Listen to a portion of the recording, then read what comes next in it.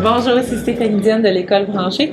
Là, j'ai le bonheur d'être avec Chantal et Julie qui ont été et qui sont facilitatrices d'un Créacan qu'on réalise en collaboration avec le Centre franco-ontarien de ressources pédagogiques. Là, la thématique que vous avez proposé de vivre aux participants du Créacan, c'est autour du Makerspace. Mais comment vous avez vendu cette idée-là? Qu'est-ce que vous souhaitez réaliser en salle de classe avec ces outils, ces possibilités-là? Ben Julie, c'est une collègue de travail. On a travaillé ensemble autrefois à Franco Jeunesse. Et puis, on avait déjà commencé des tentatives. On proposait aux élèves des enquêtes. On faisait l'apprentissage par enquête. Puis, il y a toujours un petit volet de création, de créativité. L'aspect maker, lorsqu'on donne des problèmes aux élèves plus ouverts, où est-ce qu'eux peuvent aller résoudre des problèmes, puis aller chercher leur créativité, puis vraiment leur imagination, puis moins des choses prescrites. C'est vraiment, on voit vraiment les élèves engagés dans leur apprentissage. Donc, ouvrir les esprits, les perspectives dans le cadre des programmes, Mm-hmm. des défis, des questionnements qu'ils ont à se poser. En salle de classe, je pense à ces élèves-là qui m'ont marqué dans ma carrière. Puis on a toujours des élèves en tête. Oui. Puis de voir ce qu'ils ont réussi à réaliser au travers de ces possibilités-là.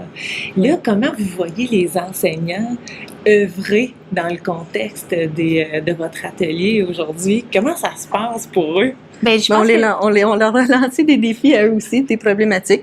On les a placés en situation d'élèves pour qu'ils puissent expérimenter avec le matériel puis le processus. Parce que, Et une des choses qu'on a voulu vraiment faire, c'est qu'on voulait pas être trop structuré non plus, parce qu'on se dit, on veut vraiment que ce soit eux qui disent, OK, voici l'outil, voici les possibilités, mais où on va se rendre avec ça dans notre salle de classe, parce que peut-être une enseignante du secondaire pourra utiliser la même activité, mais pourra le tweaker, le mettre à sa façon, une enseignante de première. Donc, vraiment, on a fait le plus large possible pour que d'eux-mêmes puissent voir les possibilités qu'ils vont pouvoir ensuite le transposer dans leur salle de classe.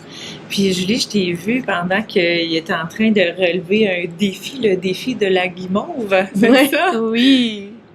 Vous les avez filmés, vous avez documenté. Qu'est-ce que tu voulais démontrer au travers de cette observation-là que tu faisais d'eux? Bien, je voulais démontrer qu'on pouvait documenter autrement que du papier-crayon.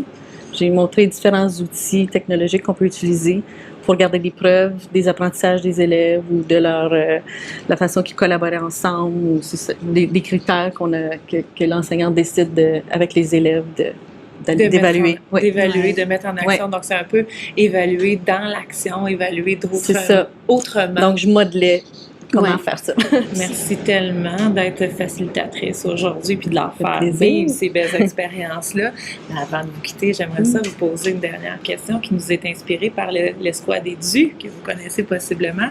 Quel est votre mot à chacune qui vous inspire pour avoir un impact positif sur les autres?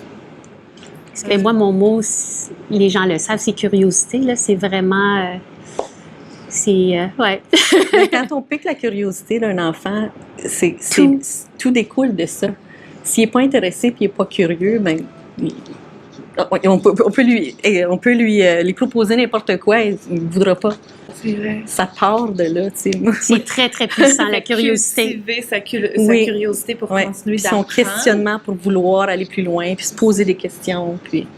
Et piquer la curiosité aussi des jeunes pour les amener à aimer apprendre et à continuer d'apprendre. Merci beaucoup les femmes pour ce moment-là. Merci.